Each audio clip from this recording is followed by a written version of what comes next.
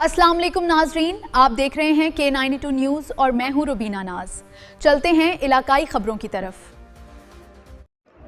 नवाब शाह से bureau chief Iqbal Mughal की news शामिल करते हैं। दौड़ में सिंध यूनाइटेड पार्टी का सिंध दुश्मन बजट, महंगाई और बेरोज़गारी के खिलाफ एहतजाजी मुजाहिरा। खबर के मुताबिक हुकूमत की जानिब से पेश किए गए बजट बढ़ती हुई महंगाई, बेरोज़गारी और सिंध के वसाइल पर मुबैना हक तलफी के खिलाफ एहतजाजी मुजाहिरा किया।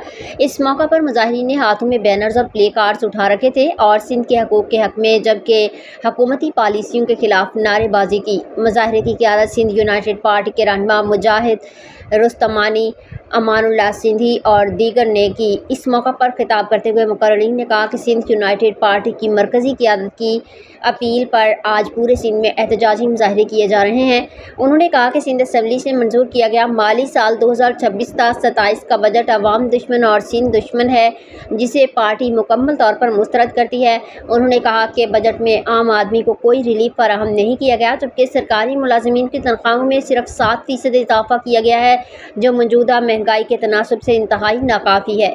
उनका कहना था कि हुकूमत महंगाई की शरह कम ज़ाहिर कर रही है, जबकि ज़मीनी हक़ाइक़ के मुताबिक अशियाए ज़रूरिया की कीमतों में 20 से 25% तक इजाफा हो चुका है, जिसके बायस अवाम शदीद मुआशी मुश्किलात का शिकार हैं।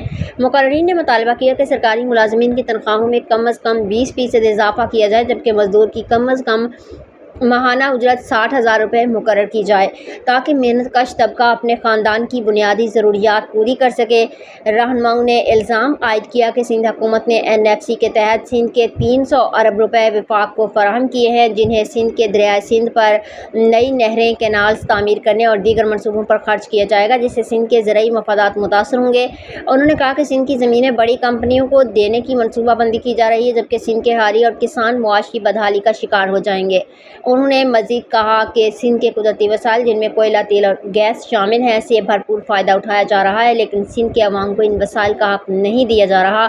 सिंध भर में बिजली और गैस की तवील लोड शेडिंग जारी है, जबकि LPG गैस और पेट्रोल की बढ़ती हुई कीमतों ने अवाम की मुश्किलात में मज़ीद इजाफ़ा कर दिया है।